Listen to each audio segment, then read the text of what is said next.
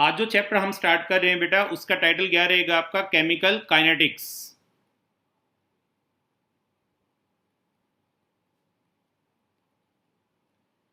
Chemical kinetics.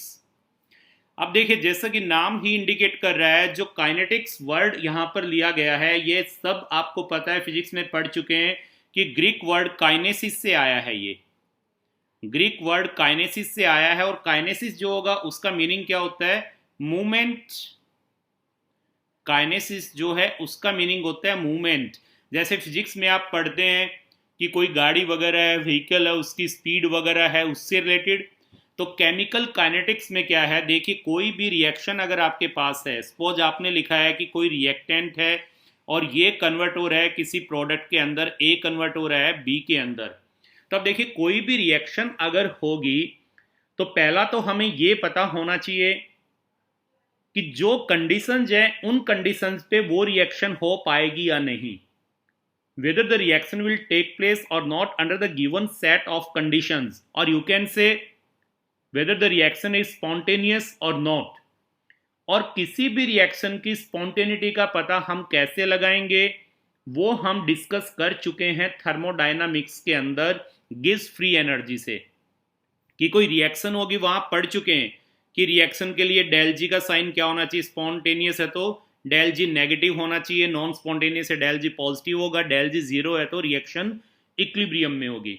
तो जब हम किसी केमिकल रिएक्शन की स्टडी करते हैं तो हमें क्या पता, हम क्या पता लगाना चाह रहे हैं? पहले तो ये कि whether the reaction is possible, feasible, और you can say spontaneous under the given set of conditions.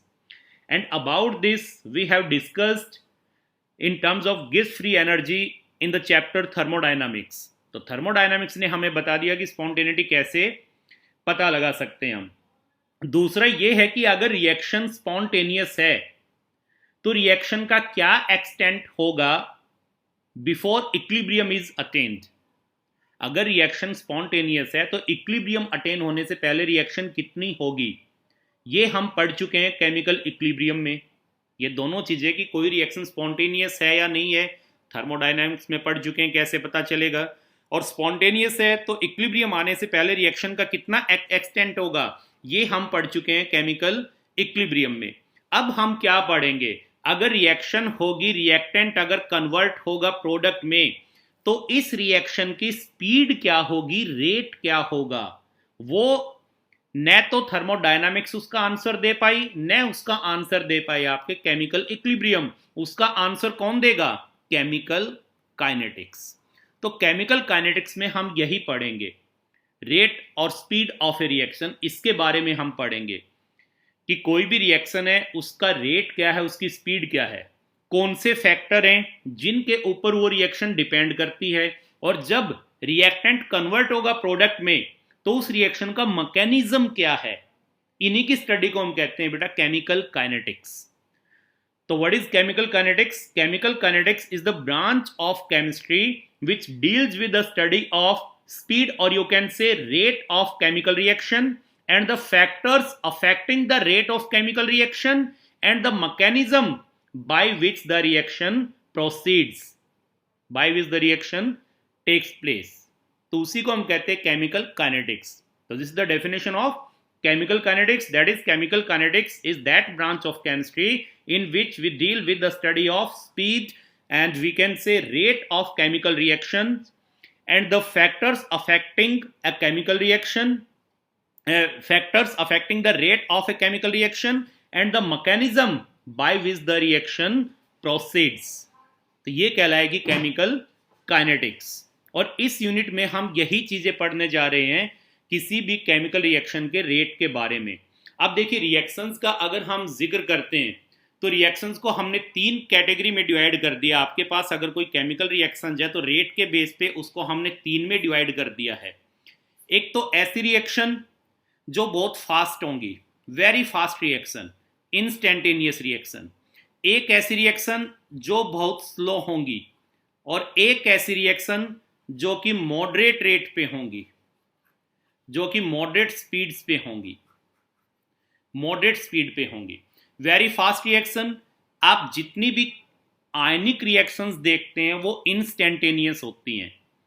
For example आप लैब में भी देखते हैं कि अगर लैब में आपके पास सिल्वर नाइट्रेट का सॉल्यूशन है और उसमें आपने सोडियम क्लोराइड का सॉल्यूशन डाल दिया, तो डालते ही एकदम से व्हाइट प्रेसिपिटेट बन जाती है सिल्वर क्लोराइड की। तो यहां जो रिएक्शन हुई है कि silver nitrate plus sodium chloride का सॉल्यूशन, और आफ्टर रिएक्शन ये क्या देगा, silver chloride plus sodium nitrate. तो यहां ये जो रिएक्शन आपकी हुई है कि जैसे यहां पर हम कोई भी आयनिक रिएक्शन हम लिखें, AgNO3 ऑब्वियसली सॉल्यूशन लिया आपने एक्वस, प्लस इसमें आप अगर डाल दे सोडियम क्लोराइड एक्वस, तो ये क्या देगा आपको, ये एकदम से आपको AgCl की प्रेसिपिटेट दे देगा व्हाइट कलर की, AgCl की प्रेसिपिटेट देगा व्हाइट कलर की। तो इसका मतलब रिएक्शन क्या हुई है, इंस्टेंटेनियस, एकदम से रिएक्शन हो गई है। तो इसका रेट क्या है रिएक्शन का, वेरी फास्ट, यही है। या आप न्यूट्रलाइजेशन रिएक्शन पढ़ते हैं, आपने 11th में प्रैक्टिकल भी किए हैं एसिड बेस टाइट्रेशन के, वहां भी जैसे आप सोडियम हाइड्रोक्साइड और HCl की रिएक्शन करवा रहे थे तो रिएक्शन एकदम से हो रही थी, तो वो भी क्या थी, वेरी फास्ट रिएक्शन। अब अगर जिक्र करते हैं स्लो रिएक्शंस का, तो मैंने आपको बताया था rusting of iron, rusting of iron, ये भी हमने आपको बताया था कि जो रस्टिंग ऑफ आयरन है ये बहुत स्लो प्रोसेस है। और मॉडरेट स्पीड का अगर जिक्र करें तो वो रिएक्शन जो न तो ज़्यादा स्लो हैं न ज़्यादा फास्ट हैं, जो मॉडरेट स्पीड पे होती हैं। जैसे फॉर एग्जांपल यहाँ पर मैं कह दूँ डीकम्पोजिशन ऑफ अमोनियम नाइट्राइट, कि आपके पास अमोनियम नाइट्राइट है सपोज, और इसको थर्मली डीकम्पोज कर रहे हैं हम, तो इसकी जो डीकम्पोजिशन होगी वो डीकम्पोजिशन इसकी न ज़्यादा फास्ट होगी न ज़्यादा स्लो होगी। तो ये एग्जांपल हम इसमें ले सकते हैं। या यहाँ पर हम एग्जांपल ले hydrolysis of ethyl acetate. Ethyl acetate क्या हो जाएगा आपके पास, CH3COO C2H5, और इसकी अगर हम एसिड की प्रेजेंस में हाइड्रोलाइसिस करें तो ऑब्वियसली ये आपके पास क्या है, एस्टर, एस्टर की हाइड्रोलाइसिस करेंगे तो क्या देगा आपको, acid CH3COOH plus alcohol C2H5OH। तो ये जो यहाँ पर रिएक्शन हमने ली है hydrolysis of ethyl acetate in presence of acid, ये रिएक्शन भी क्या होगी, मॉडरेट स्पीड पे होगी। और भी ले सकते हैं हम यहाँ पर, जैसे यहाँ पे हम लेके चले इन्वर्जन ऑफ केन शुगर ले सकते हैं, और यू कैन से हाइड्रोलाइसिस ऑफ सुक्रोज आप ले सकते हैं। जैसे यहाँ पर मैं ये कहूँ हाइड्रोलाइसिस ऑफ सुक्रोज, सुक्रोज का क्या फार्मूला हो जाएगा, C12H22O11, और इसकी हम हाइड्रोलाइसिस कर दें इन प्रेजेंस ऑफ एसिड, तो ये हमें क्या देगा, दो मॉलिक्यूल देगा हमें C6H12O6 के, और ये भी C6H12O6 का, लेकिन एक यहाँ पर क्या है ग्लूकोज और दूसरा यहाँ पर क्या है आपका फ्रक्टोज, दूसरा फ्रक्टोज है। तो ये जो हाइड्रोलाइसिस है सुक्रोज की, इसको आप इन्वर्जन ऑफ केन शुगर भी कह सकते हैं। आगे बताएंगे, आया हुआ भी एग्जाम में कि what is inversion of cane sugar या इन्वर्ट शुगर क्या है, ये आगे आएगा टॉपिक, वहां आपको बताएंगे। तो अगर इसकी भी हाइड्रोलाइसिस करें तो ये वाली जो रिएक्शन होगी ये भी मॉडरेट रेट पे चलेगी। और अगर हाइड्रोजन पेरोक्साइड आपके पास है, हाइड्रोजन पेरोक्साइड की अगर हम डिकम्पोजिशन करते हैं तो क्या देगा आपको, ऑक्सीजन प्लस वाटर, तो ये वाली रिएक्शन भी मॉडरेट रेट पे होगी। तो यहाँ जो 12th में हम स्टडी करेंगे, जो आपके सिलेबस में है, वो हम स्टडी करेंगे उन रिएक्शन की काइनेटिक्स की जो कि मॉडरेट रेट पे होती हैं, यानी कि जो हमने यहाँ पर पढ़ा है अभी ये वाला। तो ये जो आपकी रिएक्शन है जो यहाँ हमने लिखी है जो मॉडरेट स्पीड पे होंगी, इनकी काइनेटिक्स की हम स्टडी करेंगे। क्लियर। अब नेक्स्ट इसमें हम लेके चलते हैं। अब यहाँ पे ये बात भी आएगी, ये क्वेश्चन ये अगर आपसे कह दें कि जो डिफरेंट रिएक्शन है, जैसे ये देख रहे हैं आयनिक रिएक्शन बहुत फास्ट थी, ये रिएक्शन बहुत स्लो हैं, ये रिएक्शन मॉडरेट रेट पे होती हैं, तो डिफरेंट रिएक्शंस के लिए डिफरेंट रेट क्यों है, उसका रीजन ये है बेटा, हमें पता है कि जब भी कोई रिएक्शन होगी तो रिएक्टेंट्स में बॉन्ड ब्रेक होंगे और प्रोडक्ट में बॉन्ड्स बनेंगे। रिएक्टेंट्स में डिफरेंट काइंड के बॉन्ड ब्रेक होते हैं और प्रोडक्ट में डिफरेंट काइंड के बॉन्ड बनते हैं। And we know that different bonds require different amounts of energy for breaking, and different amounts of energies will be involved when different kinds of new bonds are formed. So the rate of different reactions are different. ये हमें पता है कि जब different bond break होंगे तो different amount की energy required होगी, और जब डिफरेंट टाइप के बॉन्ड बनेंगे प्रोडक्ट में तो डिफरेंट अमाउंट की एनर्जी रिलीज होगी। इसलिए डिफरेंट रिएक्शंस का रेट डिफरेंट होता है। और दूसरा रीजन जिसके ऊपर रेट ऑफ रिएक्शन डिपेंड करता है वो आएगा एक्टिवेशन एनर्जी। फिलहाल हालांकि आपके सिलेबस से वो हटा दिया गया, सीबीएसई ने हटा दिया, लेकिन हम वो करवाएंगे आपको। तो एक आ जाएगा एक्टिवेशन एनर्जी इसकी वजह से। और अगर हम जिक्र करते हैं इनका कि ये वाली जो आयनिक रिएक्शन है ये इंस्टेंटेनियस क्यों होती हैं, तो हमें पता है कि अगर सिल्वर नाइट्रेट को हम पानी में डालते हैं तो सिल्वर आयंस और नाइट्रेट आयंस होंगे वहाँ पर। NaCl को पानी में डालेंगे तो Na पॉजिटिव और Cl नेगेटिव आयंस वहाँ पर होंगे।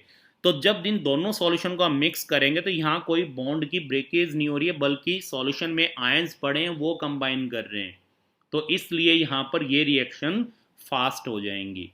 तो 3 तरह की रिएक्शन बताई हैं। और अब नेक्स्ट जो आपका टॉपिक है वो हम लेकर के चलेंगे यहाँ पर रेट ऑफ रिएक्शन की रेट ऑफ रिएक्शन है क्या। What is rate of reaction? Rate of reaction क्या है?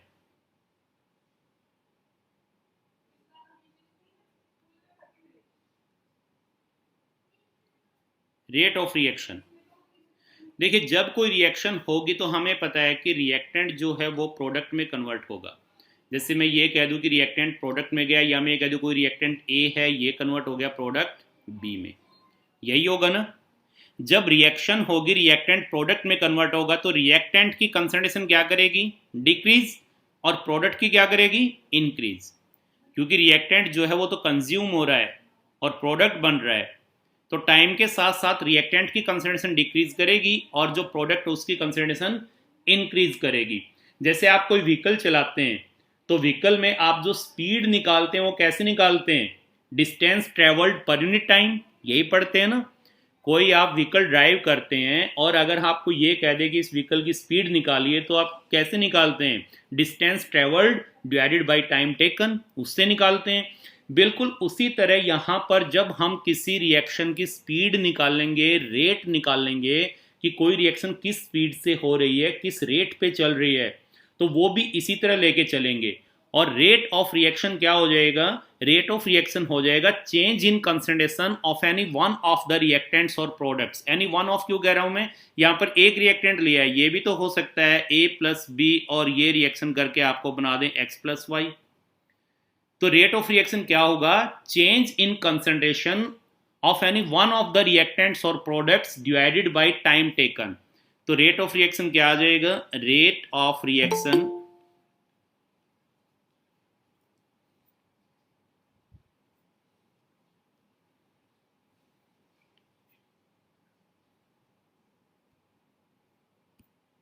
रेट ऑफ रिएक्शन आप क्या लिखेंगे? रेट ऑफ रिएक्शन आपके पास आ जाएगा change in concentration of any one of the reactants and products divided by time taken for this change, divided by time taken, ये हम लेके चलेंगे। तो रेट ऑफ रिएक्शन क्या हो जाएगा? Change in concentration of any one of the reactants और products divided by time taken. अब हमें ये भी पता है कि टाइम के साथ साथ रिएक्टेंट की कंसंट्रेशन डिक्रीज करेगी और प्रोडक्ट की कंसंट्रेशन इंक्रीज करेगी। तो हम ये भी कह सकते हैं rate of reaction is equal to decrease in concentration of a reactant, decrease in concentration of reactant divided by time taken, divided by time taken, ये भी कह सकते हैं हम। या हम ये कह दें यहां पर रेट ऑफ रिएक्शन क्या हो जाएगा? इंक्रीज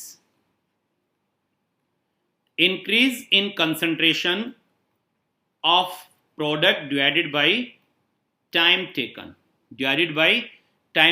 तो ये हो जाएगा रेट ऑफ रिएक्शन। अगर हम यहां पर लिखें कि रेट ऑफ रिएक्शन क्या होगा तो हम ये भी कह सकते हैं ROR will be equal to change in concentration of reactants, जैसे A लें तो A और R लिया है तो R लिख दें, डिवाइडेड बाई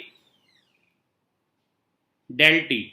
और हम ये लिख सकते हैं यहां पर plus change in concentration of product divided by del T, time taken.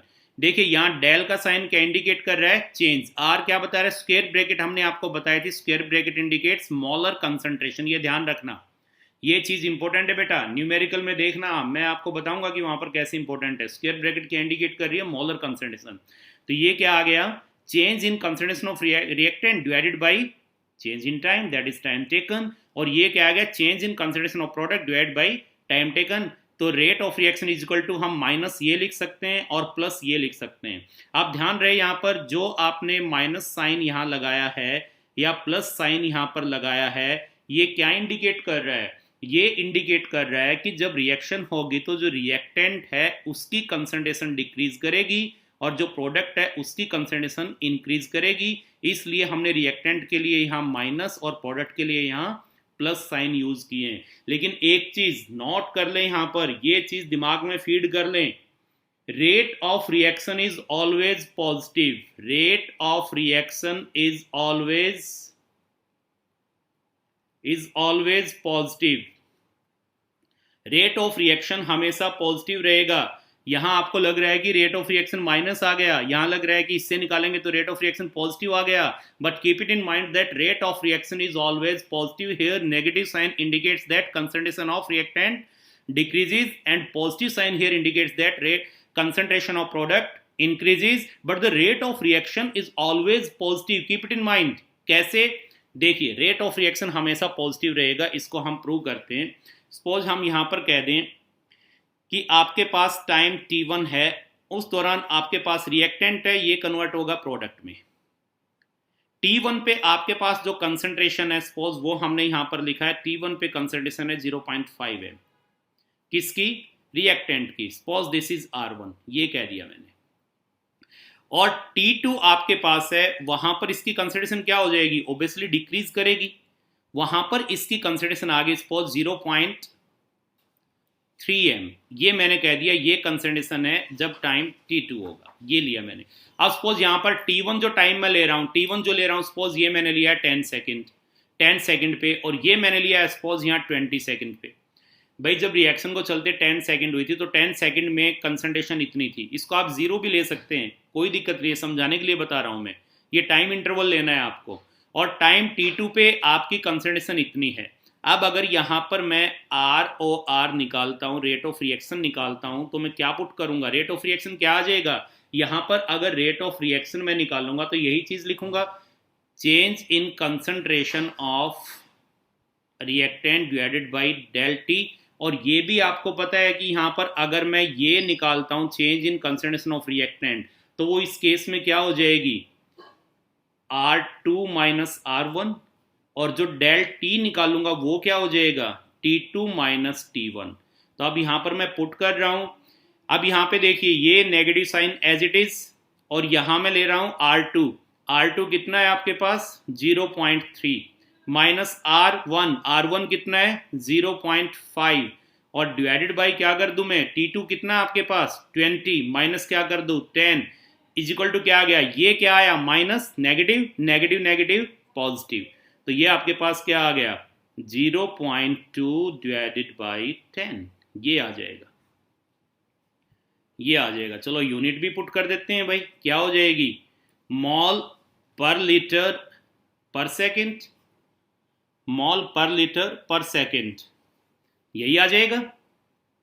ठीक है, तो ये आपके पास आ जाएगा यहां पर। अब देखिए इस केस में कि यहां जो हमने माइनस साइन लगाया था, वो इसके अंदर जब आपने निकाला change in concentration of reactant, तो ये भी क्या आएगी नेगेटिव, और माइनस माइनस क्या हो गया प्लस। और अगर आप प्रोडक्ट के लिए लेंगे तो कोई पंगा नहीं है। सपोज प्रोडक्ट है, जब टाइम आपके पास 10 सेकेंड है, यानी इसको T1 मान लिया मैंने, और यहां पर मैं कहूं कि P1 कितना होगा, तो वो मैंने सपोज यहां पर लिया है 0.3, और जब टाइम 20 हो गया सपोज T2, और प्रोडक्ट है, इसकी कंसंट्रेशन अब क्या करेगी 0.3 से कम या ज्यादा, ऑब्वियसली इसकी ज्यादा आएगी क्योंकि प्रोडक्ट की बढ़ेगी। यहां देखिए जब टाइम T1 है तो कंसंट्रेशन 0.5 है रिएक्टेंट की, जब टाइम T2 है तो कंसंट्रेशन कम होगी रिएक्टेंट की, क्योंकि टाइम के साथ साथ रिएक्टेंट की कंसंट्रेशन घटेगी और प्रोडक्ट की कंसंट्रेशन बढ़ेगी।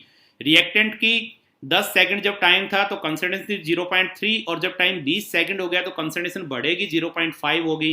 अब इस फॉर्म में अगर आर ओ आर में निकालता हूं तो क्या आ जाएगा, plus change in concentration of P divided by del T, और डेल पी क्या हो जाएगा आपके पास, यहाँ पर change in concentration of product क्या आएगा आपके पास, P2 माइनस P1, यानी कि ये कंसंट्रेशन प्रोडक्ट की T1 पे और ये कंसंट्रेशन P2 पे, और यहाँ डेल टी निकालेंगे तो वही क्या आएगा T2 माइनस T1, और इसको यहाँ पुट करेंगे तो क्या आ जाएगा, ये प्लस का साइन, और यहाँ क्या आएगा P2 कितना है 0.5 माइनस P1 कितना है 0.3 डिवाइडेड बाई 20 माइनस 10। तो यहाँ आप देख रहे हैं प्लस अपने आप ही आएगा, तभी मैंने यहाँ पर ये चीज़ लिखी है, इसको नोट करें कि रेट ऑफ रिएक्शन हमेशा क्या रहेगा, पॉजिटिव रहेगा। रेट ऑफ रिएक्शन हमेशा पॉजिटिव आएगा, ये ध्यान रखना। ये जो आपने यहाँ सॉल्व किया है, सॉल्व करके कितना आ गया 0.02 मॉल पर लीटर पर सेकेंड। तो इसका क्या मीनिंग आया है, इसका मीनिंग यही हुआ ना कि जब हम 10 सेकंड से 20 सेकंड पे गए हैं तो हर एक सेकंड में रिएक्टेंट के 0.02 मॉल पर लीटर डिक्रीज हुए हैं, क्योंकि रिएक्टेंट की कंसंट्रेशन डिक्रीज कर रही है। तो मैं यही कहूंगा कि हर सेकंड में आप 10 से 11 सेकंड में गए तो रिएक्टेंट के 0.02 मॉल पर लीटर डिक्रीज कर गए, 11 से 12 सेकंड पे गए तो रिएक्टेंट के फिर से 0.02 मॉल पर लीटर डिक्रीज कर गए, फिर आप 12 से 13 पे गए तो भी रिएक्टेंट के 0.02 मॉल पर लीटर डिक्रीज कर गए। इसका यही मीनिंग आया ना यहाँ पर कि हर सेकंड में रिएक्टेंट के 0.02 मॉल पर लीटर डिक्रीज हो रहे हैं, यहां पर इसका यही मीनिंग निकला। ये बेटा एक बार यूनिट फिर से बताते हैं, रिकॉर्ड नहीं हो पाया था, ये लेक्चर में छूट जाएगा। तो देखिए अगर आप इसके लिए इक्वेशन आपने लिखी है यहाँ पर PCl5, तो PCl5 converted into PCl3 plus Cl2, और तो रेट ऑफ रिएक्शन आप लिखेंगे तो क्या आ जाएगा, change in concentration of PCl5 divide by dt, या आप लिख सकते हैं change in concentration of PCl3 divide by dt, या आप लिख सकते हैं change in concentration of Cl2 divide by dt, क्योंकि हमने आपको बताया था कि रेट ऑफ रिएक्शन क्या होता है, change in concentration of any one of the reactants और प्रोडक्ट्स। तो इसकी PCl5 की फॉर्म में लिखेंगे तो ये आ जाएगा, PCl3 की टर्म्स में लिखेंगे ये आ जाएगा, Cl2 की टर्म्स में लिखेंगे ये आ जाएगा। यहाँ नेगेटिव साइन इंडिकेट कर रहा है, PCl5 की कंसंट्रेशन डिक्रीज कर रही है, PCl3 की इंक्रीज कर रही है, Cl2 की भी इंक्रीज कर रही है, इसलिए यहाँ पर पॉजिटिव है, बट रेट ऑफ रिएक्शन हमेशा पॉजिटिव रहेगा। अगर यूनिट का जिक्र करें तो ये कंसंट्रेशन टर्म्स है, ये टाइम टर्म्स है। कंसंट्रेशन के लिए क्या लेंगे, मॉल पर लीटर, और टाइम के लिए अगर सेकंड में है तो सेकंड, और अगर मिनट में है तो मिनट, तो यूनिट क्या हो जाएगी, mall litre inverse second inverse, ये आ जाएगी मॉल पर लीटर पर सेकंड, या मॉल पर लीटर पर मिनट, ये आ जाएगी आपके पास इसकी यूनिट। और अगर गैस आपके पास रिएक्शंस में गैसियस रिएक्टेंट या प्रोडक्ट्स हैं तो गैस का हम प्रेशर लेंगे और प्रेशर को एक्सप्रेस करते हैं एटमॉस्फेयर में, तो यूनिट क्या हो जाएगी, यहाँ प्रेशर मान लें कंसंट्रेशन की जगह, और यहाँ टाइम, तो ये आ जाएगी ATM पर सेकेंड, अगर सेकंड में है तो यह ATM मिनट इनवर्स, ये यूनिट आ जाएगी। अब लिखे यहाँ पर जो हम बता रहे हैं, the relationship between partial pressure of A gas, relationship between partial pressure of A gas in A reaction mixer and it's smaller concentration. मान लो आपके पास एक गैसियस मिक्सर है, ये गैसियस मिक्सर है, इसमें ABC आपके पास रिएक्टेंट पड़े हुए। इस गैसियस मिक्सर में जो पार्शियल प्रेशर है, किसी भी रिएक्टेंट का पार्शियल प्रेशर और उसकी मोलर कंसंट्रेशन है, उसमें क्या रिलेशनशिप है ये बता रहे हैं। Relationship between partial pressure of A gas in A reaction mixer, ये रिएक्शन मिक्सर है, तो यहां पर कोई गैस मान लो आपके पास A गैस है इस मिक्सर में, उस गैस का पार्शियल प्रेशर और उस गैस की मोलर कंसंट्रेशन में क्या रिलेशनशिप है, relationship between partial pressure of A gas in A reaction mixer and it's molar concentration C, वो हम किससे निकालेंगे, इस रिलेशन से हम निकाल सकते हैं PV is equal to nRT, and you know P is equal to N by VRT, and N by V आपको क्या दे देगा, मोलर कंसंट्रेशन, तो P is equal to CRT। और आपको ये भी पता है डाल्टन्स लॉ पार्शियल प्रेशर से आपने निकाला था कि किसी भी गैस का अगर पार्शियल प्रेशर आप निकालते हैं तो किसके इक्वल आ जाएगा, उसका मोल फ्रैक्शन, और मल्टीप्लाई किससे कर दें, टोटल प्रेशर से। तो पार्शियल प्रेशर किसी भी गैस का निकालेंगे तो किसके इक्वल आएगा, उस गैस का मोल फ्रैक्शन, उस गैस का मोल फ्रैक्शन क्या हो जाएगा, number of moles of that gas, और divided by total number of moles of all the reactants in the reaction mixer, total number of moles, ऐसे निकलेगा मोल फ्रैक्शन, और into क्या कर दें, टोटल प्रेशर, ये कर दें हम, यही आ जाएगा। अब अगर ये वाली इक्वेशन हम यहाँ पर उठाते हैं कि आपने यहाँ लिखा है P is equal to C R T, P is equal to C R T, तो अगर इस इक्वेशन से हम लिखें तो यहाँ पर क्या लिख सकते हैं, change in pressure divided by D T, यही आएगा। अगर हम रेट ऑफ रिएक्शन की फॉर्म लिखे तो यहाँ से लिखते हैं change in pressure divide by D T, इस इक्वेशन से लेके चल रहे हैं, इज इक्वल टू क्या आ जाएगा, change in concentration divide by D T, यही आ जाएगा, और इनटू आर टी, ये लिख सकते हैं हम। ये तो आ गया change in pressure divide by D T, तो ये क्या हो जाएगा, change in concentration divide by D T into R T करना पड़ेगा, तब जाके इसके इक्वल आएगा, यही हो जाएगा। और रेट को अगर हम यहाँ पे लेके चले तो रेट इन यूनिट में अगर ले तो क्या आ जाएगा, रेट इन, इसके लिए लिखे तो क्या आ गया, एटीएम सेकंड इनवर्स, और इज इक्वल टू क्या आ जाएगा आपके पास, डीसी बाई डी टी, इसको क्या लिख देंगे, रेट इन मॉल पर लीटर पर सेकंड, ये आ गया, और इनटू क्या कर दें, आर टी, ये रिलेशन आ जाएगा। अगर पार्शियल प्रेशर की फॉर्म में आप लिखते हैं तो ये आ गया, और कंसंट्रेशन में लिखे तो ये रिलेशन आ जाएगा, दोनों में जो यहाँ पर हमने मेंशन किया है ये वाला रिलेशन आ जाएगा इसके अंदर। और यही हम पढ़ रहे थे, the relationship between partial pressure of A gas and it's molar concentration in the reaction mixer, ये आ जाएगा।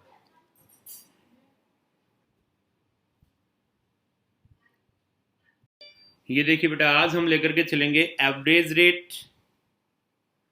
कल आपको यही बताया था ना हमने, कि जो कल हमने आपको बताया था वो क्या थी, एवरेज रेट एंड इंस्टेंटेनियस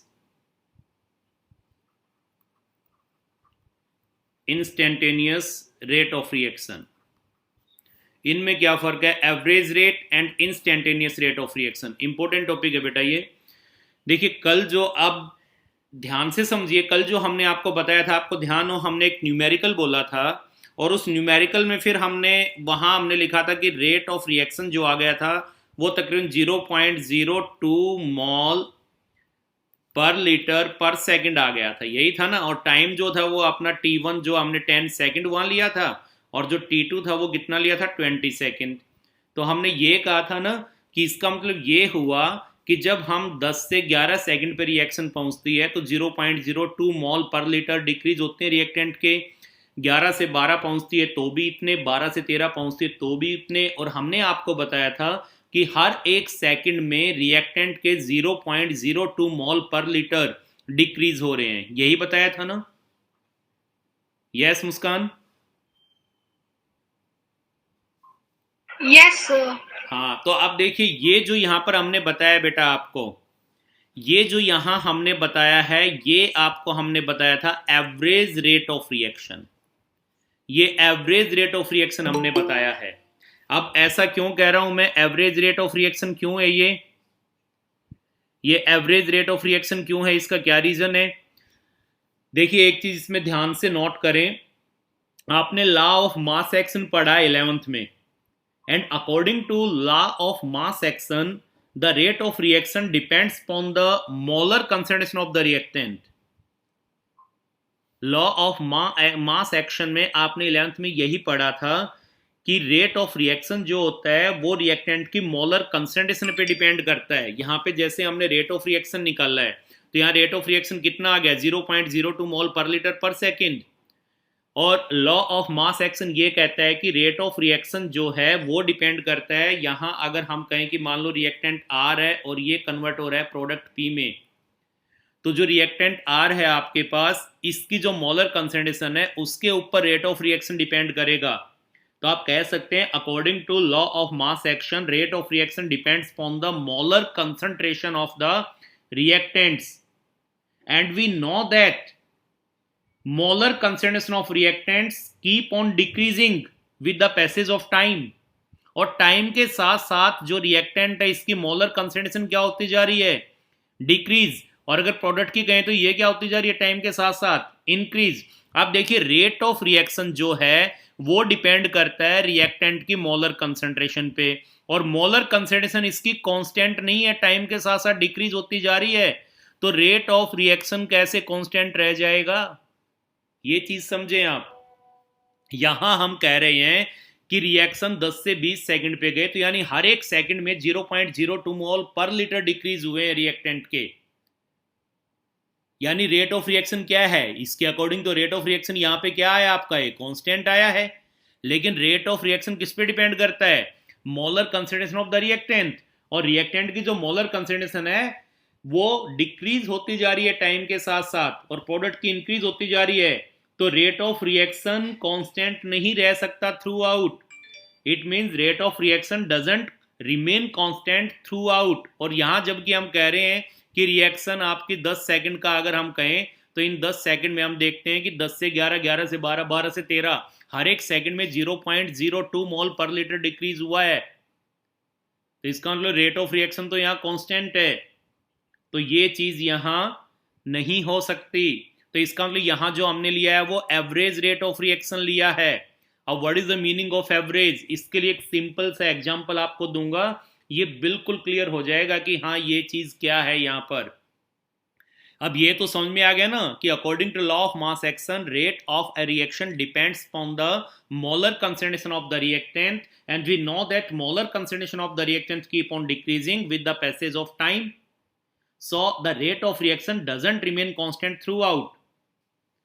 तो इसका मतलब यहां पे जो हमने रेट ऑफ रिएक्शन बताया ये एवरेज रेट ऑफ रिएक्शन है। अब एक एग्जांपल लेके बताएंगे, पहले ये बताए कि ये चीज जो आपको बताई ये चीज क्लियर हो गई या ये क्लियर नहीं हुई है, ये बताएं एक बार। अब आपको हम बता रहे हैं कि एवरेज रेट ऑफ रिएक्शन का क्या मतलब हुआ। यहाँ पर एक सिंपल सा एग्जांपल लेके इस चीज को हम क्लियर करते हैं।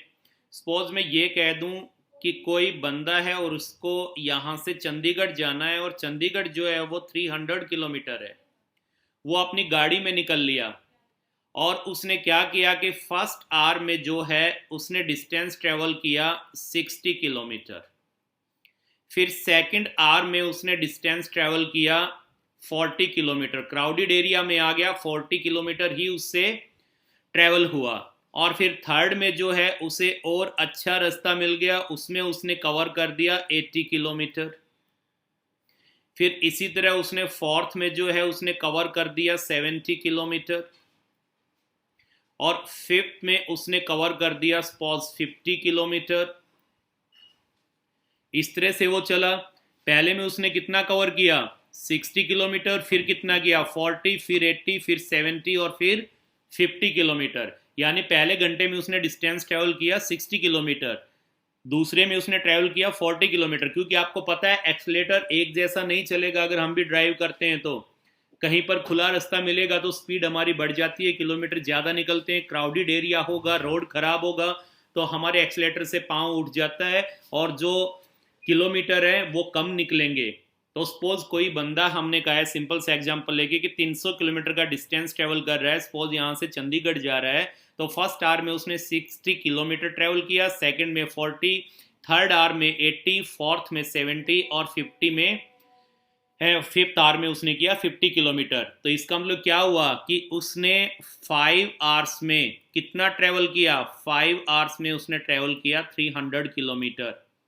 यही कहेंगे हम, क्लियर।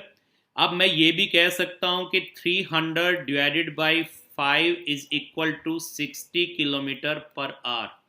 ये एवरेज निकल गई कि उसने हर घंटे में 60 किलोमीटर तय किया। लेकिन आप मुझे बताएं, अगर मैं कहूं कि तीसरे घंटे में बताओ उसने कितना ट्रेवल किया, तो क्या 60 किया है? आपको नजर आ रहा है कि तीसरे घंटे में तो उसने 80 किलोमीटर तय किया है। तो मैं कह रहा हूं कि हर घंटे में उसने 60 किलोमीटर तय किया है। तो यहां पर ये क्या निकाल दी मैंने, ये निकाल दी एवरेज। तो 60 किलोमीटर पर आवर तो इसकी एवरेज आई है यहां से जो मैंने निकाल ली है। लेकिन अब मैं ये कहूं कि ये बताए मुझे कि चौथे घंटे में उसने कितने किलोमीटर डिस्टेंस ट्रेवल किया है, तो फोर्थ आवर में तो उसने 70 किलोमीटर डिस्टेंस ट्रेवल किया है। और यहाँ हम कह रहे हैं कि हर घंटे 60 किया है, तो ये तो एवरेज है। सेम हियर, यहाँ मैं कह रहा हूँ कि हर सेकंड में 0.02 मोल पर लीटर रिएक्टेंट के डिक्रीज हो रहे हैं। नहीं, ये एवरेज है। वास्तव में हर सेकंड में 0.02 मोल पर लीटर डिक्रीज नहीं हो रहे। वास्तव में वो हर घंटे में 60 किलोमीटर डिस्टेंस ट्रेवल नहीं कर रहा है। जो हम यहाँ कह रहे हैं 60 किलोमीटर पर आवर की हर घंटे में 60 किलोमीटर तय किया, वास्तव में ऐसा नहीं है। ये क्या है? ये तो एवरेज है। तो यहाँ पे 0.02 मोल पर लीटर क्या है? एवरेज है। ये तो हम उसकी एवरेज रेट ऑफ रिएक्शन बता रहे हैं। तो यहाँ पर जो हमने बताया है ये एवरेज रेट ऑफ रिएक्शन है। अब अगर मैं ये कहूँ कि तीसरे घंटे में बताओ उसने कितना डिस्टेंस ट्रेवल किया है, तो आप कहेंगे 80 किलोमीटर।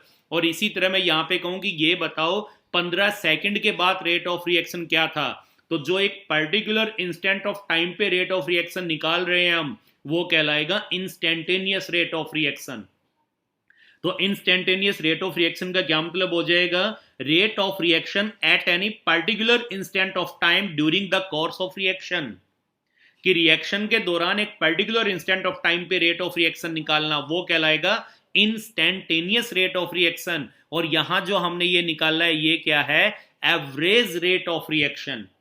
तो इंस्टेंटेनियस रेट ऑफ रिएक्शन क्या हो जाएगा? Rate of reaction at any particular instant of time during the course of reaction, that is called instantaneous rate of reaction, and this one is average rate of reaction. तो main ये difference होता है average rate of reaction और instantaneous rate of reaction में। इस example के साथ connect करके देखो, पिक्चर बिल्कुल क्लियर हो जाएगी कि दोनों में क्या फर्क है। अब एक बार डेफिनेशन नोट करें। इंस्टेंटेनियस रेट ऑफ रिएक्शन की डेफिनेशन क्या होगी? इंस्टेंटेनियस रेट ऑफ रिएक्शन की डेफिनेशन क्या, वो लिखें। The instantaneous rate of reaction, that is rate of reaction at any instant of time, that is rate of reaction at any instant of time, is the rate of change of concentration, is the rate of change of concentration, that is change of concentration per unit time, that is change of concentration per unit time। ये bracket में लिख लें, that is change of concentration per unit time. Bracket बंद कर दें और वापस वहीं पे लाइन जोड़ दें। क्या लिखवाया था हमने? Rate of reaction at any particular instant of time is the rate of change of concentration of any one of the reactants और products at that particular instant of time, at that particular instant of time. सही है। अब देखिए simple सी एक चीज आपको बताएं, average rate of reaction आप क्या लिखते हैं? आपने एवरेज रेट ऑफ रिएक्शन बेटा ये लिखा है, आप एवरेज रेट ऑफ रिएक्शन में ये लिखते हैं, एवरेज रेट ऑफ रिएक्शन में आपने ये लिखा है dx डिवाइडेड बाई dt। ये यहाँ कंसंट्रेशन ले ली मैंने, अगर रिएक्टेंट की है तो डिक्रीज हो जाएगी और अगर प्रोडक्ट की है तो इंक्रीज हो जाएगी। मैंने सिंपली ये लिख दिया। रिएक्टेंट है माइनस साइन लगा देंगे, प्रोडक्ट है यहाँ प्लस कर देंगे। आप लेते तो यही है ना, यही लेते हैं। यहां पर जो आप एवरेज रेट ऑफ रिएक्शन लेते हो इसी तरह निकालते हैं ना। जैसे कल मैंने बताया था कि कोई आपके पास रिएक्टेंट है, उसकी कंसंट्रेशन R1 T1 पे कितनी है? 0.5, और फिर R2 T2 पे कितनी थी? 0.3। और फिर हमने एवरेज रेट ऑफ रिएक्शन कैसे निकाला था? यही निकाला था ना यहाँ पे इसी तरह, R2 minus R1 divide by T2 minus T1, और ये आ गया था। कल यही बताया था आपको। तो अब यहां पर देखिए ये हमने क्या लिया है, यहां पर हमने ये T1 और T2 टाइम के बीच जो कंसंट्रेशन का डिफरेंस है वो लिया और ये टाइम का डिफरेंस लिया है। एवरेज रेट ऑफ रिएक्शन लिया है ये हमने। इंस्टेंटेनियस में क्या होगा? कुछ नहीं होगा, जो हम ये टाइम इंटरवल ले रहे हैं ना ये स्मॉल ले लेंगे। सपोज हम ये कह दें, इसको ये मान लें आप कि आप जैसे यहां आप रेट ऑफ रिएक्शन निकालना चाहते हैं 10 सेकंड से 20 सेकंड के बीच, तो ये एवरेज आया है ना। यहां आपने टाइम ड्यूरेशन 10 सेकंड लिया है, टाइम इंटरवल तो लेना पड़ेगा। अब इंस्टेंटेनियस निकाल लेंगे तो टाइम इंटरवल तो बेटा वहां भी लेना है, लेकिन वहां सिर्फ क्या फर्क आ जाएगा इसको समझें कि सपोज आप रेट ऑफ रिएक्शन निकालना चाहते हैं कि 15 सेकंड के बाद कितना है, तो आप टाइम इंटरवल क्या लेंगे इसको थोड़ा सा समझे, मैं समझाने के लिए बता रहा हूं। 14.99999 to 15 second. Getting my point? Time interval तो हमने यहां भी लिया है, लेकिन यहां जो टाइम इंटरवल लेंगे वो टाइम इंटरवल आपका डेल टी नहीं होगा बल्कि डी टी होगा। Del for large change, D for small change. अभी मैंने बताया था डेल और डी में क्या फर्क आएगा। अब देखिए टाइम इंटरवल तो हमें यहां भी लेना पड़ेगा। ये लिया हमने टाइम इंटरवल, ये लिया हमने, देखिए अब ये टाइम इंटरवल बहुत कम है, और इस टाइम इंटरवल में जो कंसंट्रेशन में चेंज होगा वो डेल एक्स नहीं होगा, वो चेंज क्या होगा, डी एक्स। D x. और एक चीज और है, हम ये एज्यूम करते हैं यहां पर कि ये जो हमने टाइम इंटरवल लिया है ना डी टी, यानी इस केस में मैं कहूं तो ये जो टाइम इंटरवल लिया है हमने, हम 15 सेकंड बाद रेट ऑफ रिएक्शन निकालना चाह रहे थे तो हमने टाइम इंटरवल लिए ये ले लिया, और इस टाइम इंटरवल के दौरान कंसंट्रेशन में चेंज हमने ये ले लिया, small change in concentration, that is D x.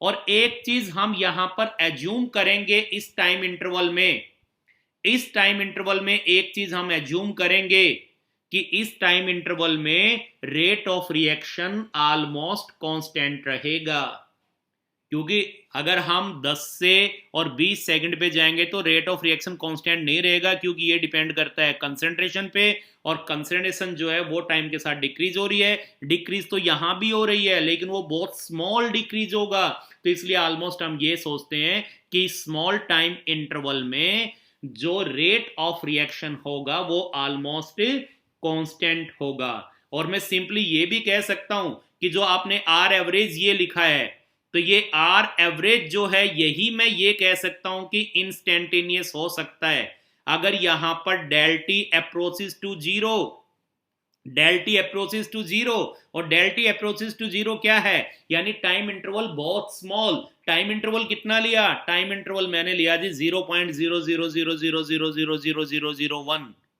तो del T approaches to zero, और del T approaches to zero हो गया तो आर एवरेज को ही हम क्या कह सकते हैं, आर इंस्टेंटेनियस कह सकते हैं यहां पर।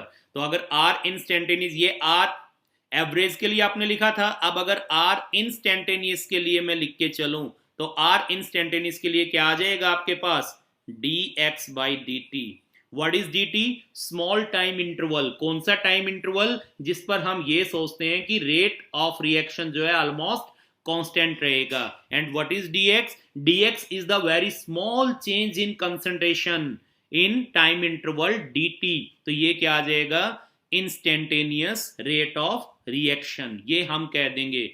जैसे इस केस में अगर आपको ये दिया हुआ है इक्वेशन, आप सपोज यहां लिख रहे हैं PCl5 converted into PCl3 plus Cl2, तो इसके लिए एवरेज रेट ऑफ रिएक्शन की एक्सप्रेशन आप क्या लिखेंगे, change in concentration of PCl5 divided by del T, this is 5, is equal to change in concentration of PCl3 divided by del T is equal to change in concentration of Cl2 divided by del T। और अगर आपको instantaneous लिखना है तो क्या लिखेंगे, change in concentration of PCl5 divided by dt is equal to, जहां delta है वहां पर d कर देंगे। सिंपली ये चेंज आ जाएगा। जैसे हम ये कहें रिएक्टेंट आपका कन्वर्ट हो गया प्रोडक्ट में, तो आप यहां पर आर इंस्टेंटेनियस क्या लिखेंगे, आर इंस्टेंटेनियस हो जाएगा change in concentration of R divided by D T. अब डेल नहीं आएगा, या आप प्लस का साइन लगा के change in concentration of product divide by D T यही कहेंगे। और जो आर इंस्टेंटेनियस है, आर एवरेज है, वो भी आपका आर इंस्टेंटेनियस हो सकता है अगर डेल टी अप्रोचेस टू क्या हो जाए, आपकी जीरो हो जाए, तो ये हम लिख सकते हैं। तो ये एवरेज और इन दोनों में फर्क आएगा। नेक्स्ट हम लेके चलते हैं measurement of rate of reaction. Rate of reaction को किस तरह से हम मेजर करेंगे, तो रेट ऑफ रिएक्शन को मेजर करने के लिए आपको क्या चाहिए, आपको रेट ऑफ रिएक्शन मेजर करने के लिए दो चीजें आपको चाहिए। या तो आपको चाहिए concentration of reactant at different times, at different times, या आपको चाहिए concentration of product at different times. कि मान लो कोई रिएक्शन है, रिएक्शन स्टार्ट हुई है, तो आपको रिएक्टेंट की कंसंट्रेशन चाहिए। सपोज आप कंसंट्रेशन नोट कर रहे हैं कि 2 मिनट के बाद कितनी कंसंट्रेशन है, 4 के बाद कितनी है, 6 के बाद कितनी है, 8 के बाद कितनी है, 10 के बाद कितनी है, 12 के बाद कितनी है। ये आपने लिया है सपोज टाइम। आप कंसंट्रेशन रिएक्टेंट की नोट करें, इनिशियल आपने नोट कर ली कि इतनी है, फिर आप रिएक्टेंट की कंसंट्रेशन नोट करेंगे, सपोज जीरो टाइम पे इतनी थी, फिर 2 मिनट बाद कितनी है, 4 मिनट बाद कितनी है, 6 मिनट बाद कितनी है, 8 मिनट बाद कितनी है, 10 के बाद कितनी है, 12 के बाद कितनी है, एंड सो ऑन। इसी तरह आप रिएक्टेंट की बजाय कंसंट्रेशन नोट कर सकते हो प्रोडक्ट की डिफरेंट इंटरवल्स ऑफ टाइम पे। यही करेंगे ना। मान लो आपके पास कोई कंटेनर है,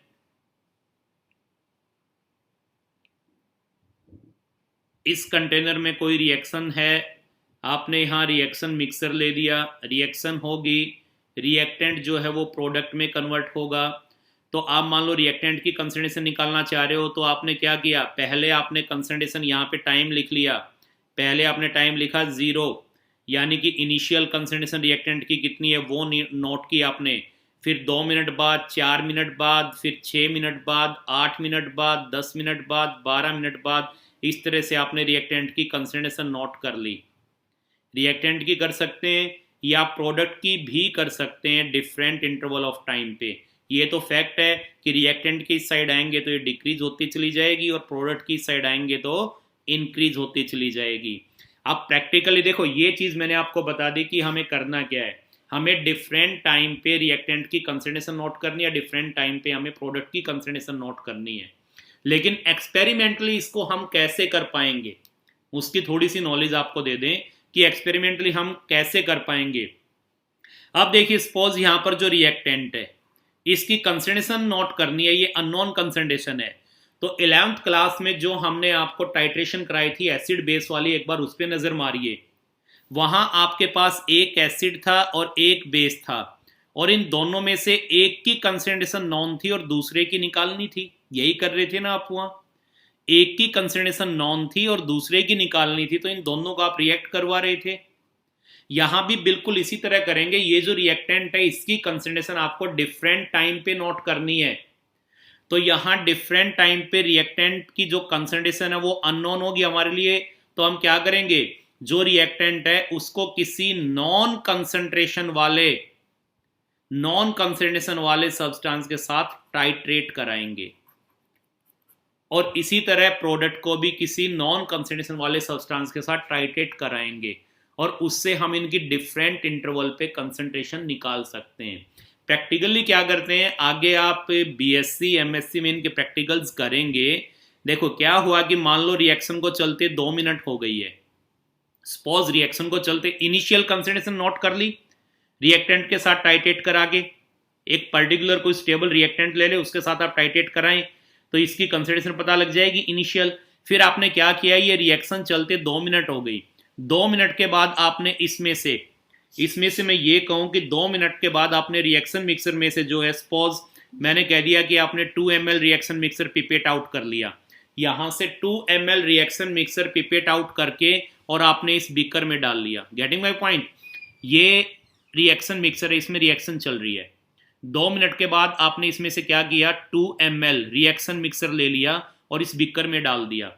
अब इस बीकर में डालेंगे इसमें से, तो ऑब्वियसली यहाँ रिएक्टेंट भी आया, प्रोडक्ट भी आया, लेकिन हमें तो रिएक्टेंट की कंसंट्रेशन चाहिए, तो किसी पर्टिकुलर रिएक्टेंट के साथ, रिएजेंट के साथ हम उसको टाइट्रेट करा के निकालेंगे। लेकिन यहाँ एक दिक्कत आएगी, जैसे आपने घड़ी में टाइम नोट किया कि एग्जैक्ट 2 मिनट हो गए, हमने एकदम से सक करके और इसमें डाल दिया, तो अब इसमें जब हम डाल देंगे और इसको टाइट्रेट करेंगे तो इसके अंदर भी तो रिएक्शन चलती रहेगी और रिएक्टेंट की कंसंट्रेशन डिक्रीज होती रहेगी, और हम ये सोचेंगे कि 2 मिनट के बाद इतनी कंसंट्रेशन है, लेकिन टाइम और जाता जाएगा तो ये कंसंट्रेशन और डिक्रीज होती जाएगी।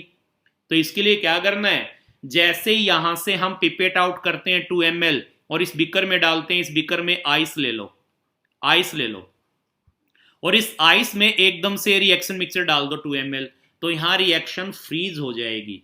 इसको बोलते हैं रिएक्शन को फ्रीज करना, रिएक्शन को अरेस्ट कर लेंगे 0 डिग्री सेल्सियस पे, तो यहां रिएक्शन फ्रीज हो जाएगी। यानी जब आपने रिएक्शन मिक्सर यहां से 2 ml निकाला और इस बीकर में डाला, तो यहां अब रिएक्टेंट प्रोडक्ट में कन्वर्ट नहीं होगा, जितना आपने 2 मिनट बाद निकाला था उतना ही रिएक्टेंट रहेगा, क्योंकि टाइट्रेट वगैरह करने में टाइम लगेगा, और उस टाइम के दौरान अगर इसको फ्रीज नहीं करेंगे तो रिएक्टेंट तो प्रोडक्ट में कन्वर्ट होता चला जाएगा। तो यहां से जैसे ही हम रिएक्शन मिक्सर को निकाल लेंगे 2 ml, एकदम से इसको जिस बीकर में आइस है उसके अंदर डाल देंगे, एकदम से इसको हम कूल डाउन कर देंगे ताकि रिएक्शन फ्रीज हो जाए, और जब इसको टाइटेट करें तो और रिएक्टेंट प्रोडक्ट में कन्वर्ट नहीं हो। तो इस तरह से हम डिफरेंट इंटरवल पे रिएक्टेंट की या प्रोडक्ट की कंसंट्रेशन नोट करते रहेंगे। ये तो हम करेंगे प्रैक्टिकली। अब एक चीज और भी है, ये जो हम कंसंट्रेशन नोट कर रहे हैं ये सारी चीज हम अवॉइड कर सकते हैं। ये जो कंसंट्रेशन वाला है इसको हम अवॉइड कर सकते हैं अगर रिएक्शन मिक्सर में कुछ ऐसी प्रॉपर्टी हो जिनको हम इजीली ऑब्जर्व कर सकते हैं और उनमें चेंज आ जाए। जैसे मान लो प्रेशर में चेंज आ जाए रिएक्शन मिक्सर के, तो प्रेशर नोट कर लेंगे डिफरेंट इंटरवल ऑफ टाइम पे। वॉल्यूम में चेंज आ जाए तो वॉल्यूम नोट कर लेंगे डिफरेंट इंटरवल ऑफ टाइम पे। या ऑप्टिकल रोटेशन में आ जाए, डेक्स्ट्रो लिवो इनमें चेंज आ जाए तो उसको नोट कर लेंगे हम डिफरेंट टाइम पे।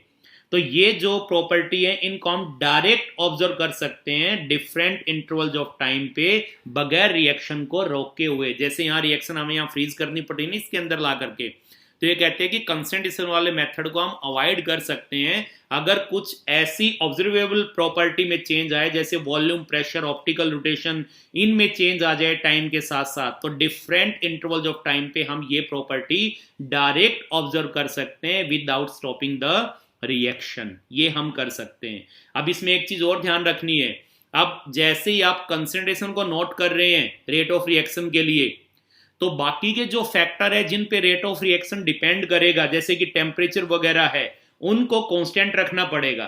अब ये नहीं कि वो कांस्टेंट नहीं रखे और उनको आप डिक्रीज या इंक्रीज कर रहे हैं तो रेट ऑफ रिएक्शन तो उनसे भी चेंज हो जाएगा। हम यहां केवल निकालना चाह रहे हैं कंसंट्रेशन का इफेक्ट निकालना चाह रहे हैं हम यहाँ पे। तो बाकी के जो फैक्टर्स हैं जिस पे रेट ऑफ रिएक्शन डिपेंड करेगा वो फैक्टर आपको कांस्टेंट करने पड़ेंगे। तो अब प्रैक्टिकली हमने क्या ले लिया, प्रैक्टिकली हमारे पास आ गया डिफरेंट इंटरवल्स ऑफ टाइम पे रिएक्टेंट की कंसंट्रेशन आ गई कितनी है, या मैं ये कहूं प्रोडक्ट की कंसंट्रेशन आ गई डिफरेंट इंटरवल्स ऑफ टाइम पे कितनी है। तो यहां पर हम ग्राफ किसके बीच प्लॉट करेंगे, concentration of the reactant versus time, या concentration of the product versus time, इनके बीच हम ग्राफ प्लॉट करेंगे और उस ग्राफ को प्लॉट करके वहां से हम इंस्टेंटेनियस रेट ऑफ रिएक्शन या एवरेज रेट ऑफ रिएक्शन निकाल सकते हैं। अभी आपको बताएंगे कैसे निकाल लेंगे। ठीक है, तो अब इसमें क्या करेंगे, हम ग्राफ बनाएंगे। ग्राफ किस टाइप से बनेगा, आपके पास ग्राफ में क्या लेना आपको, जो ये वाला आपके पास वाई एक्सिस है, ये एक्स एक्सिस है। तो वाई एक्सिस पे आप क्या लेंगे, मोलर कंसंट्रेशन ऑफ रिएक्टेंट, और यहां पे आप क्या ले लेंगे, टाइम। यहां पे टाइम और यहां पे ये, तो आपके पास तकरीबन इस तरह का एक ग्राफ आएगा। ये है भाई जो ड्रॉ करने में दिक्कत हो जाती है इस पेन से, इस टाइप से आपके पास ग्राफ आएगा भाई। यहां पे आपने कंसंट्रेशन ली है और यहां पे आपने टाइम लिया है। तो टाइम के साथ साथ रिएक्टेंट की कंसंट्रेशन क्या करती जाएगी, डिक्रीज करती चली जाएगी। इसको यहां पर आप टच करके दिखाना चाहे तो ये दिखा सकते हैं कि रेट ऑफ रिएक्शन यहाँ 0 होगा जब 0 टाइम होगा। तो इस तरह से आपके पास ग्राफ आ जाएगा। देखिए इसको अगर हम दिखाएं तो ये वाला ग्राफ आपके पास आएगा, ये ग्राफ आ जाएगा बेटा आपके पास। यहाँ इस ग्राफ में आप क्लियर कट देख रहे हैं, यहाँ हमने वाई एक्सिस पे क्या लिया है, यहाँ पर concentration of reactant A. Suppose यहाँ पर कोई रिएक्टेंट ए है वो बी में कन्वर्ट हो रहा है, यहाँ पर कोई रिएक्टेंट ए है वो बी में कन्वर्ट हो रहा है, तो ये कंसंट्रेशन ऑफ रिएक्टेंट ए ली है आपने, और यहाँ आपने लिया है टाइम वाई एक्सिस पे। तो ग्राफ देखिए आपके पास ये बिल्कुल इसी तरह ग्राफ आ गया ना, ये देखिए ये हमने ड्रॉ किया हुआ है, ये वाला ग्राफ आ गया, ये आ गया यहाँ पर ग्राफ। क्लियर। अब यहाँ देखिए एवरेज रेट ऑफ रिएक्शन के लिए आपको क्या करना है, ध्यान से देखिए, पहले एवरेज के लिए बता रहा हूं बेटा। तो यहां देखिए एवरेज रेट ऑफ रिएक्शन निकालने के लिए सपोज ये कोई टाइम t1 है, इस पर कंसंट्रेशन आपने नोट की है c1, ये कंसंट्रेशन नोट कर लेंगे टाइम t1 पे। और फिर ये कोई टाइम t2 है, इस पे कंसंट्रेशन नोट कर लो c2, तो ये टाइम t2 पे आ गई। तो अब यहां पर क्या करें, यहां पर हम अगर एवरेज रेट ऑफ रिएक्शन निकालना चाहते हैं तो वो आपके पास क्या आ जाएगा, C2 minus C1 divided by T2 minus T1, यही तो लेंगे। जो इनिशियल कंसंट्रेशन है T1 पे वो C1 है और टाइम T2 पे कंसंट्रेशन क्या है, C2। तो एवरेज रेट ऑफ रिएक्शन निकालना है तो हम क्या लेंगे, चेंज इन कंसिडरेशन ऑफ ए की कंसिडरेशन क्या चेंज हुई है भाई, T1 पे थी उसकी स्पॉज C1 और T2 पे है C2, तो क्या कर देंगे C2 minus C1 divide by T2 minus T1। Obviously ये नेगेटिव साइन है, लेकिन यहाँ भी वैल्यू क्या आएगी, माइनस माइनस माइनस प्लस हो जाएंगे, क्योंकि C2 की वैल्यू जो है वो कम है आप देख रहे हैं, और C1 की ज्यादा है, क्योंकि रिएक्टेंट का है ग्राफ, और रिएक्टेंट की कंसिडरेशन टाइम के साथ साथ डिक्रीज करेगी। या सिंपली मैं यहां पर यह भी कह सकता हूं कि यहां पर जो एवरेज रेट आपका है वो किसके इक्विवेलेंट है, वो इक्विवेलेंट है इस लाइन के स्लोप के, ये जो लाइन है इसके स्लोप के इक्वल है। और कौन सी लाइन, जो लाइन किसको ज्वाइन कर रही है, जो लाइन ज्वाइन कर रही है T2 C2 को, T2 C2, और किसको ज्वाइन कर रही है, T1 और C1 को। ये यही है ना, ये जो लाइन है ये लाइन किसको ज्वाइन करिए, देखिए ध्यान से, ये जो लाइन यहां पे दिखाई दे रही है ना आपको कर्व के साथ साथ, ये लाइन जो ले रखी है, ये एरो से इस साइड दिखा रखी है, इस लाइन का स्लोप निकाल दो तो वो क्या आएगा, एवरेज रेट ऑफ रिएक्शन ही आ जाएगा। और ये लाइन कौन सी है, लाइन किसको ज्वाइन कर रही है, ये लाइन ज्वाइन कर रही है T2 C2 और T1 C1 को, इनको ज्वाइन कर रही है, देखिए।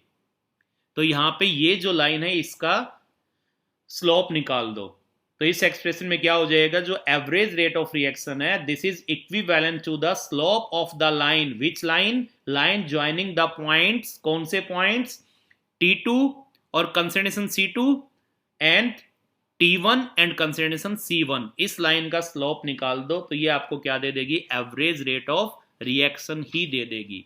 तो यहां से हम निकाल सकते हैं एवरेज रेट ऑफ रिएक्शन। अब बात आती है इंस्टेंटेनियस रेट ऑफ रिएक्शन कैसे निकालने।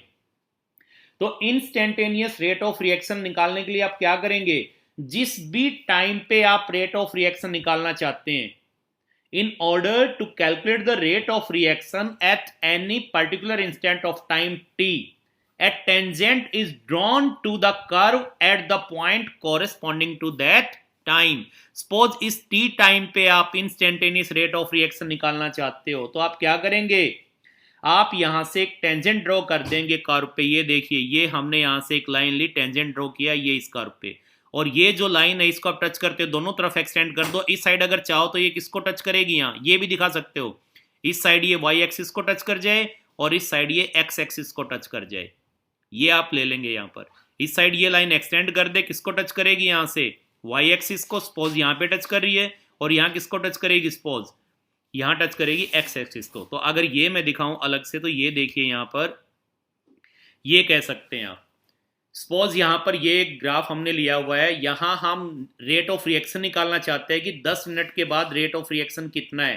तो हम क्या करेंगे, यहां पर 10 पर एक टेंजेंट ड्रॉ करेंगे यहां, और यहां इस कर्व पे टेंजेंट ड्रॉ किया और इस लाइन को दोनों तरफ एक्सटेंड कर दिया, यहां ये कट कर रही है वाई एक्सिस पे, यहां ये कट कर रही है एक्स एक्सिस पे, ठीक है। तो यहां पे हम क्या करेंगे, जो आपके पास स्लोप ऑफ द टेंजेंट आएगा वो आपको रेट ऑफ रिएक्शन दे देगा। इसका टेंजेंट का जो स्लोप है वो निकाल लो, तो slope of tangent will be equal to rate of reaction, उसके इक्वल हो जाएगा। तो यहां पर इंस्टेंटेनियस रेट ऑफ रिएक्शन अगर इसमें देखें तो क्या आ जाएगा, change in concentration of reactant divide by dt, और इक्वल टू क्या होगा, माइनस स्लोप। ऑब्वियसली आप देख रहे हैं स्लोप कैसा है, नेगेटिव स्लोप है भाई, आप खुद ही देख रहे हैं इस ग्राफ के अंदर स्लोप नेगेटिव है। तो यहां पर अगर आपको ये कह दें, इसी ग्राफ के अंदर अगर हम निकालना चाहें, ये ग्राफ देखिए ध्यान से, और इसमें हम निकालना चाहें कि इंस्टेंटेनियस रेट ऑफ रिएक्शन क्या होगा, तो उसको आप कैसे निकाल सकते हैं इंस्टेंटेनियस रेट ऑफ रिएक्शन को। तो यहां पर आप इंस्टेंटेनियस रेट ऑफ रिएक्शन निकालने के लिए क्या निकाल लेंगे, स्लोप ऑफ द टेंजेंट, और स्लोप ऑफ द टेंजेंट अगर आप निकाल लेंगे, ये आपके पास देखिए ये आ गई एक ट्रायंगल, ये वाली आ गई ना, और इसका आप ये स्लोप निकालना चाह रहे हैं, तो स्लोप के लिए आप क्या लेंगे, यहां पर परपेंडिकुलर डिवाइडेड बाई बेस। तो यहां पर परपेंडिकुलर कितना है, ये मैं कह सकता हूं OA, यही है ना, O से A तक OA, या जिसको मैंने डेल एक्स लिखा है ये लिख सकता हूं डेल एक्स, और डिवाइडेड बाई OB, ये OB, या इसको मैं लिख सकता हूं OB को, यहां पे ये आपने यहां से लेकर के यहां तक लिया है, इसको आप लिख सकते हैं डेल टी। तो यहां पर इंस्टेंटेनियस रेट ऑफ रिएक्शन ये जो लिखा है इज इक्वल टू क्या हो जाएगा, इज इक्वल टू ये आ जाएगा OA डिवाइडेड बाई OB, या मैं लिख दूं डेल एक्स, ये इसको मैंने डेल एक्स मानना है, ये यहां से यहां तक ये डेल एक्स है, ये जो आपका परपेंडिकुलर है यही वैल्यू लेंगे और ये बेस वाली ले लेंगे। तो क्या आ जाएगा del X divided by del T, और डेल एक्स की वैल्यू कितनी है यहाँ पर, ये वैल्यू आप देख रहे हैं तो 0.04 है, तो instantaneous rate of reaction is equal to क्या हो जाएगा 0.04 डिवाइडेड बाई क्या ले लें, ये यहाँ से यहाँ तक टाइम कितना है 20 मिनट, सेकंड बनाना चाहते इसके सेकंड बना लो, तो ये कितना हो जाएगा नीचे आपके पास 1200 सेकंड यानी 1200 सेकंड हो जाएंगी। तो इंस्टेंटेनियस रेट ऑफ रिएक्शन क्या निकल जाएगा यहाँ पर 0.04 डिवाइडेड बाई 1200, यही आ जाएगा। और इसको सॉल्व कर दो तो ये मोल पर लीटर पर सेकंड, ये इंस्टेंटेनियस रेट ऑफ रिएक्शन आपके पास आ जाएगा, यानी कि यहाँ पे ये निकल जाएगा rate of reaction at the end of 10 minutes. तो इंस्टेंटेनियस ऐसे निकाल सकते हैं हम, ये इंस्टेंटेनियस निकाला है आपने। हम रेट ऑफ रिएक्शन निकालना चाह रहे थे 10 मिनट के बाद, तो जिस भी टाइम पे, जिस पर्टिकुलर इंस्टेंट ऑफ टाइम पे रेट ऑफ रिएक्शन निकालना चाहते हैं वहां पे एक टेंजेंट ड्रॉ कर दो इस कर्व पे। ये टेंजेंट ड्रॉ किया, दोनों तरफ एक्सटेंड किया, वाई एक्सिस पे कट किया और ये एक्स एक्सिस पे कट किया। अब आपको पता है आपको क्या निकालना है, आपको निकालना है स्लोप ऑफ द टेंजेंट, तो क्या आ जाएगा परपेंडिकुलर, और ये बेस, तो परपेंडिकुलर पे क्या है यहां से लेकर यहां तक, इसको मैंने कह दिया ओ ए, या इसको कह दिया मैंने डेल एक्स, तो ओ ए और डिवाइड बाई यहां से यहां तक क्या है O B divide by O B, या मैं कह दूं यहां से यहां तक डेल एक्स और यहां से यहां तक इसको लिया है डेल टी, तो divide by del T. O X del X की वैल्यू कितनी है यहां से यहां तक कितना है, ये देखिए 0.04 है, तो 0.04 और डिवाइड किससे कर दिया, ये यहां से यहां तक कितना है आपके पास 20 इंटू 60 सेकंड में कर लो, तो क्या आ गया 0.04 डिवाइड बाई 1200 और उसको सॉल्व कर दो, वो आ जाएगा आपके पास instantaneous rate of reaction, that is rate of reaction after 10 minutes, ये आ जाएगा।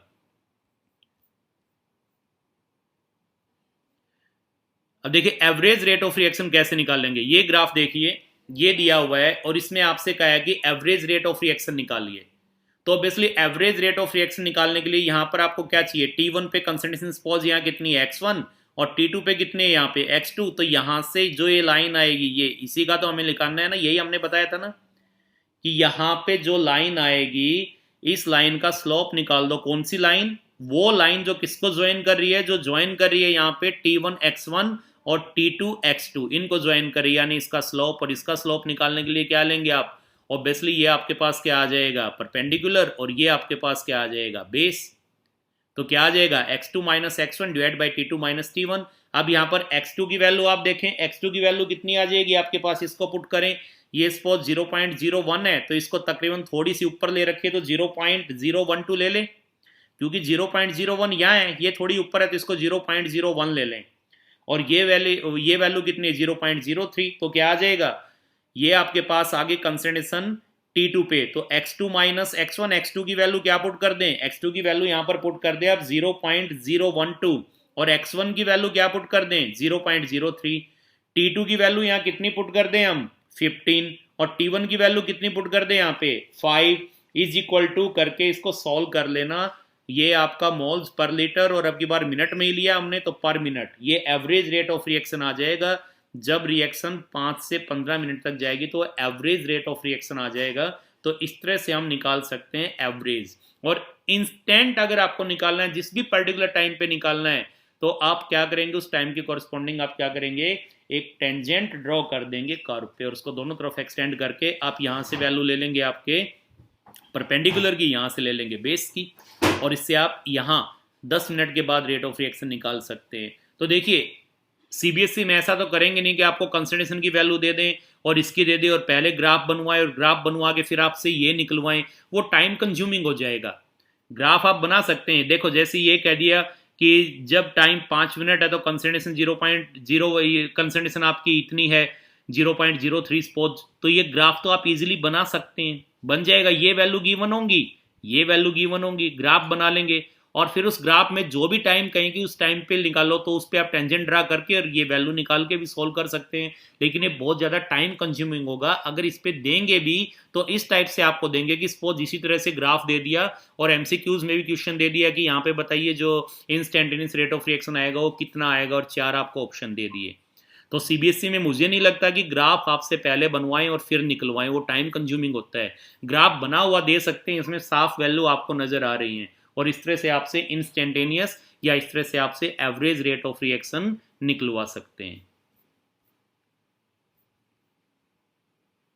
प्रोडक्ट के लिए हम क्या करेंगे, प्रोडक्ट वाले में ग्राफ क्या हो जाएगा, प्रोडक्ट में आपको पता है प्रोडक्ट की कंसिडरेशन बढ़ेगी, ये ग्राफ प्रोडक्ट के लिए आ जाएगा बेटा, ये प्रोडक्ट के लिए आ जाएगा, ये देखिए ये बढ़ रही है। तो यहां भी ये देखिए ये जो मैंने लिया है ये एवरेज निकालने के लिए, और ये जो लिया है इस पर्टिकुलर टाइम टी पे निकालने के लिए। तो देखिए एवरेज उसी तरह निकल रहा है यहाँ पे, और एवरेज निकालने के लिए क्या आ जाएगा, ये जो लाइन है, ये जो लाइन इसका स्लोप निकाल लेंगे एवरेज के लिए। और ये कौन सी लाइन है जो किसको ज्वाइन कर रही है, ये लाइन ज्वाइन कर रही है C2 T2 को, और ये लाइन ज्वाइन कर रही है यहाँ पे आपके T2 और C2 को, और ये लाइन है जो यहाँ पर ये C1 कंसंट्रेशन है। ये कंसंट्रेशन शायद भाई आपकी उल्टी ले ली गई, इसको ठीक कर लेंगे।